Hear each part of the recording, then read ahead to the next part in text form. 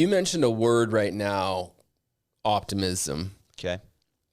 That's all that matters to home buyers, and that's all that matters to sellers, right? Is optimism. I'm seeing right now buyers that want to buy are actually buying and they're getting a good deal. They're buying within their budget. Yes, the mortgage payment's a little bit higher because rates are a little bit higher. But here's the thing. What I think for 2025, the rest of 2025, I think there's going to be opportunities. Anytime you get a little bit of confusion, geopolitical, pandemic, anything like that, you're going to see the markets move and flee. When I say the markets, Wall Street, flee to safety, the safety typically of bonds. When that happens, that actually allows or helps mortgage rates to improve. So that's one thing I would keep your eye on. So instead of me making a bold prediction for the rest of 2025, let's talk about this real quick. Let's keep an eye on the tariff talks. Let's keep an eye on Wall Street.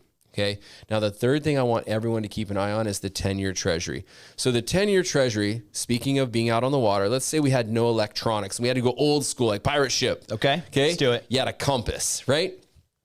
The 10-year Treasury is our compass for where 30-year fixed rates are going.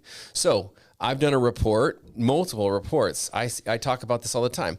Follow the 10-year. Now, remember 3 weeks ago when rates dropped into the low sixes briefly? The 10-year Treasury was 3.83. Right now, it's about 4.4, 4.5. Right before they dropped, it was around 4.4, 4.5. So I have done a report that takes us all the way back into the 1970s, and I overlapped the 10-year Treasury and 30-year fixed rates, and you will see they actually move almost parallel to each other, up and down, right? Yep. So then what I did is I made two horizontal lines when the 10-year hit 4% and when the 10-year Treasury hit 3%. And then I circled where 30-year fixed rates were when the 10-year hit those marks. Guys, this is fascinating to know. Watch the 10-year Treasury. When the 10-year drops to about 4%, which it was a few weeks ago, 30-year fixed rates are 5.75 to 6%. We were almost to 6%. We only had 2 days. And so remember, mortgage rates move a little slower, right? But we were getting there.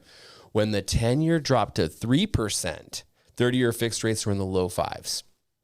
So instead of predicting where rates are going to go this year, keep an eye on the geopolitical news with the trade wars. I don't call them tariffs. The true word is the trade wars or trade negotiations. Keep an eye on that. See how that impacts the 10-year. And as the 10-year gets closer to 4, that means mortgage rates are going to drop closer to 6. As it gets closer into the 3s, you're going to see rates into the 5s. I don't know if that can happen this year. Here's the third factor. The U.S. government has made it very clear under Biden and under Trump that they are going to consider purchasing treasuries again, which will artificially lower 30-year fixed rate mortgages. That'll cause the 10-year to drop a little bit more. So keep an eye open for that. And if they do that, then of course rates are going to drop. But that's kind of artificial. Yeah. Those are some really good thoughts because we can sit here and make predictions all day long. But ultimately, the data's the data. There's opportunities right now for home buyers and sellers, but I work primarily with home buyers financing. There's big opportunities right now.